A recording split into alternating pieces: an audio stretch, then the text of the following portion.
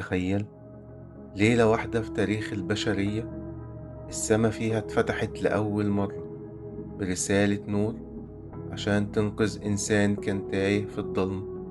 ليلة غيرت مسار الأرض كلها، بدأت بشعاع نور صغير في غار معزول، وبعد سنين نورت العالم كله. الليلة دي هي ليلة القدر اللي ربنا قال عنها إنها خير من 1000 شهر. من أكتر من 1400 سنة في صحراء هادية قريبة من مكة، كان في راجل هربان من زحمة الدنيا وصخب الحياة اللي ملهاش معنى. طلع جبل عالي ودخل غار صغير في قمته، بعيد عن الناس وبعيد عن الدوشة. المكان ده كان غار حراء، والراجل ده كان سيدنا محمد بن عبد الله.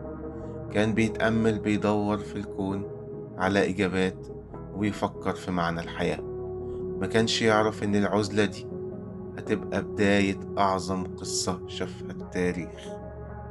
وفي ليلة من ليالي رمضان وهو قاعد لوحده في سكون الغار، حصل شيء ما خطرش على قلب بشر.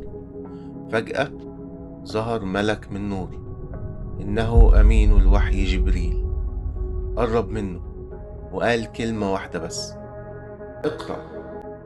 لكن النبي ما كانش بيعرف يقرأ، فتكرر الأمر بمهابة وقوة: اقرأ. وهنا نزلت أول كلمات للقرآن للأرض: اقرأ باسم ربك الذي خلق.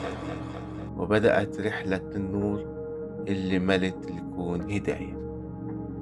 الليلة العظيمة دي هي نفس الليلة اللي سماها ربنا في القرآن ليلة القدر، ليلة أثقل في الميزان من عبادة 83 سنة، يعني عمر كامل من طاعة صافية ما فيهاش غلطة.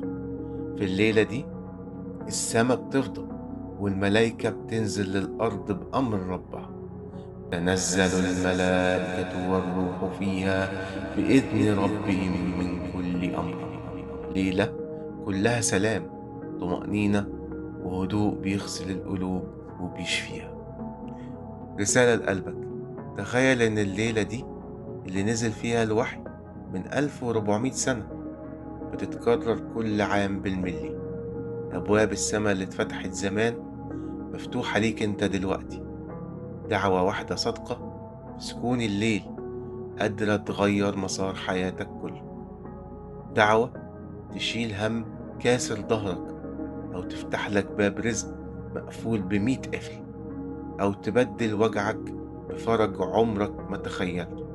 لأنها ليلة القدر، الليلة اللي بتتكتب فيها أقدارك من جديد. في الليلة القديمة دي وقف راجل وحيد في غار صغير فوق الجبل.